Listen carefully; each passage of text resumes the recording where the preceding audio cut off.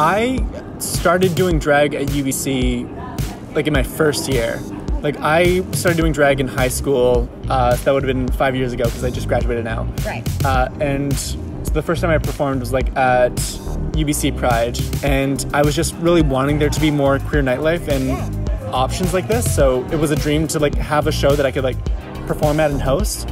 And before the pandemic happened, I had been working with the Pride Collective on like hosting one that they were going to produce.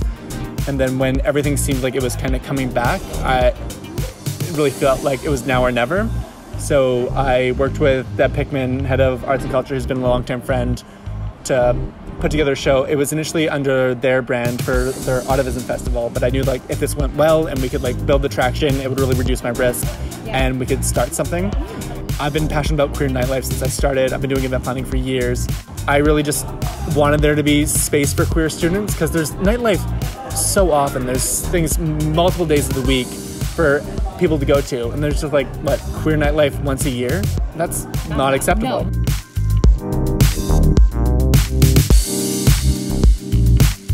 What are you proudest of about the show? That people keep coming and that it keeps getting sold out. For me, it's like, I just put together like an Eventbrite and a couple graphics and I call some people, but it's real because people come to it. But yeah, that we're able to just grow it and that there's this space for queer students that they can gather in, and it's not an anomaly, it's something that they can like readily rely on.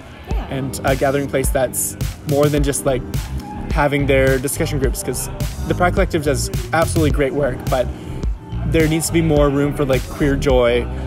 I think that there needs to be different spaces other than what they can provide, even though what they do is like very valuable to the community.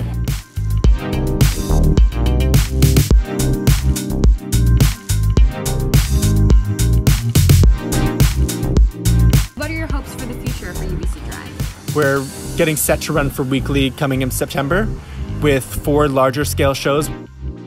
Running weekly, having a rotating cast of like hosts that would sell tickets to keep interest alive for it to like really be viable weekly. And then just it being like a staple of UBC that people can always just be going to.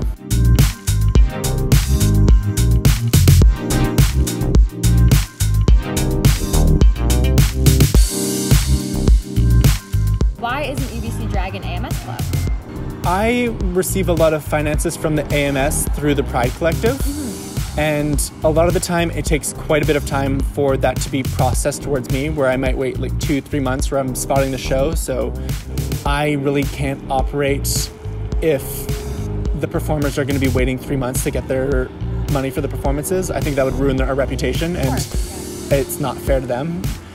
And there's just like a whole lot more hoops to jump through. There would definitely be benefits for that, but I think that having less oversight for our process leads to a more expedited process where we can like fix things day of and maybe not go through all of those things that are really needed to be part of the AMS.